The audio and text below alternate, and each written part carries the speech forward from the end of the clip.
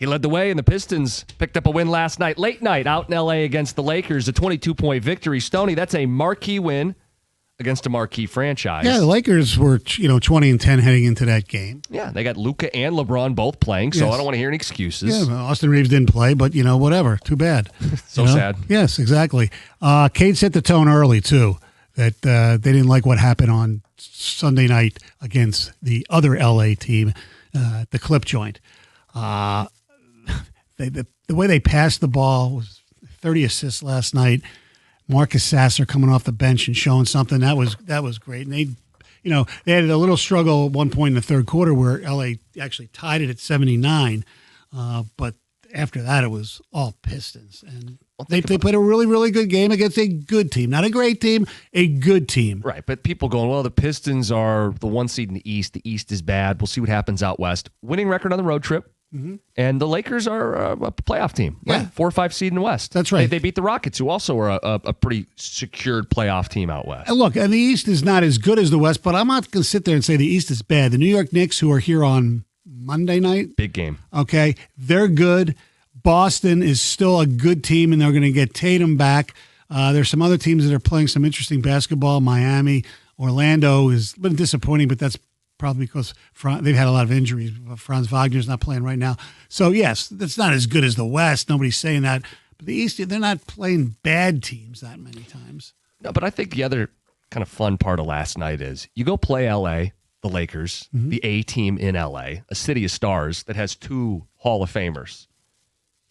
And the biggest star, the best player in the game, played for the little old Detroit Pistons. Yes, I wonder how many celebs were in the crowd last night. Hopefully, Cade got to show off with some people. By the way, I was reading after the game.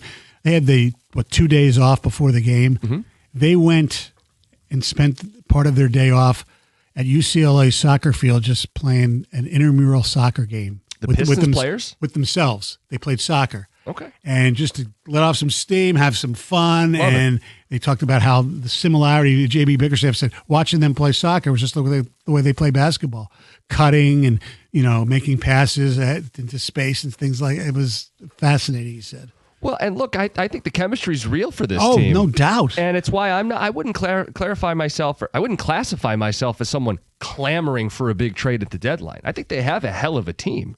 You can always get a little better, and I think shooting becomes the obvious thing to look for. But their chemistry's real. The defense travels. They put up 70 points in the paint last night, just pummeling the Lakers. And yeah, Stoney, on a night where, hey, Luka scores 30 and a double-double, Cade outplayed him. Cade didn't get to the free throw line 13 times the way Luka did. He got there twice. Yet he shot much more efficiently. He took control of the game, put his team in position to win, and they won going away. Yeah, he's still, not a great three-point shooter, but he's 1 for 4 from 3. That's something the team has to work on. Yeah. And that's why I think they need another shooter, because threes are pretty damn important. Where do you think Cade ranks, though, NBA players? Because I just put him ahead of Luka last night. I don't know if you feel he's better than Luka at this point in his career, but Cade plays defense. No one's asking him to lose weight. He's as in command of an offense as Luka is. He might be having a better season, but Luka's still young enough. I think that I would I trade Cade Cunningham for Luka? Probably. I wouldn't. But depending on for this team, no, because Cade's the identity of this team. That's almost a fun way of looking at it. How many players would you trade Cade for in all of basketball? Like Wembanyama? Yes. That might be it. That might be the whole list. Jokic? Well, now, yes, I would. Because I think Jokic is going to go down as one of the top 15 players of all time, if not more than that. It's a short list. Yeah, it is a short list. He's a great player. I mean, there are some, look, depending on who you root for. I personally think he's a better player, but there are people, I'm sure, who are Knicks fans who wouldn't trade Brunson for him. I'd rather have Cade than Brunson. So would I. Tyrese Maxey, another guard who's having a great season. He's a great player. I'd rather have Cade. I'd rather have Cade because of his defense and his size. Yeah. Now, SGA is another guy you'd put ahead of Cade. Yeah. But it's a small list of guys. Right. Cade has put himself in the MVP conversation. No doubt. Which probably means Yes. you're a top 5 player in the game. Yes. And it's just so fun because you go play LA and they always have Shaq and Kobe and LeBron and Luka, and we have all these stars. And Detroit has to do it the grit and grimy way, which is fine. We'll do that, but we also have the star and a better star than either of your stars. Correct. So that's just such a satisfying way to end that West Coast road trip. And you know how he's becoming a star nationally? I mean, this is not exactly deep thinking, but a little shallow on my part. But one of the reasons why I think he's a star is when people around the league, media, when they talk about him, they don't say, hey, Cunningham's really good. They just call him Cade. He's got that one word name.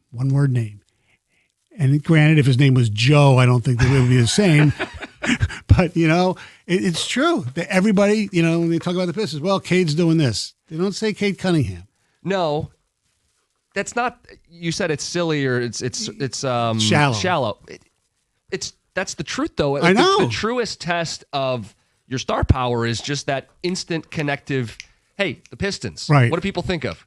Cade. Hey, they're in first place. Even if they haven't watched all year, they go, well, Cade's having a hell of a year. Right. Even if they're just BSing in conversation. Correct. Because, it's got to be Cade's having a big year. Cade is synonymous. He is the star. But is it because the name is not, a lot of people have the name Cade. It's not completely. Didn't help Cade McNamara turn into a star. Exactly. But you know what is interesting, though? I think people did use, you never heard, McNamara is not very good. They used to talk about him as Cade. That's just got to be the syllables. Yeah, probably. Well, look, obviously, LeBron. Yeah.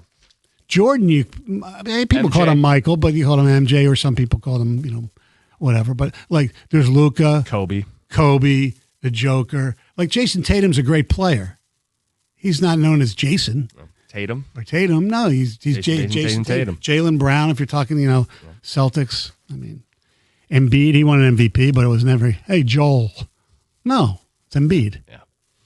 So I was talking to my son last night and, about Pistons Lakers, and I'm like, you can stay up and watch it. We're on Christmas break and stuff. And so he just threw out there, I don't think LeBron's as good as Kobe. And I'm like, I like Kobe a lot. Right. Come on. Right? Yeah. Like LeBron is definitely second best all time, right? Yes. Arguably number one. And arguably number one. Right. So not to bring up the old one of the old bits and stuff, but it was just in passing. He said that, and I'm like, look, I go, Kobe was great, but don't build him up more to be than. And then I was thinking, well, where would I put Kobe? And I said, he's definitely top 10. Okay. Yeah, I think without doing the rankings, back end of top 10 or just outside. Like in his era, I put Duncan ahead of him. And Duncan's probably the best power forward ever, right? Wouldn't you say? Yeah. I mean, would you put Magic ahead of Kobe? I would. Probably. Yeah. Okay. I mean, and you got to put guys like do you put Jordan, LeBron, Kareem. Do you put Bird ahead of Kobe? See, no, I wouldn't. I think I would.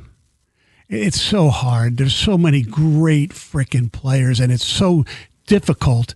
Even, the people who watch the 80s era and the era now and in between, and I even go back to my day. I mean, how do you decide that, Bill Russell and Wilt were as good as these guys? I know. Yeah, it's impossible. How about Shaq? Is he ahead of Kobe? I'd have Kobe. Okay. Shaq was probably physically the most dominating player ever.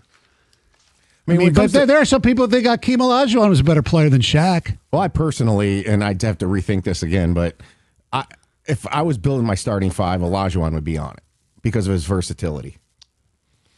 It's weird because I wouldn't think he's one of the three best centers of all time, but I understand the argument for 5-on-5. And to me, it's two ends of the floor. It's Kareem, it's Wilt, and Russell for me. But, yeah. Anyway, we're descending into a very I know, but that's on me. You're good, dude. No, it's okay. It's a great sports debate. I mean, because there are people who never saw this guy play or that guy, and so you're jaded. I think a lot of the older people believe that the 80s was like the mid to late 80s was the quintessential best era of basketball. Yeah, and to some of us it was, but the players today, for whatever reason, bigger, faster, stronger. They leap higher. Yes. Now, look, you can't sit there and put these guys. Well, if I don't know, Larry Bird played today, would he have the same impact? I don't know. I think he'd be one of the best 3-point shooters in the league. Right. Yes, probably. And a mean streak, closer, MVP. Yeah. There's no doubt in my mind that Jordan would have adapted to the three-point. Oh, yeah. He would He'd have be a perfected menace. it. Yeah. The ultimate competitor. I mean, and I think Kobe would have too. Right.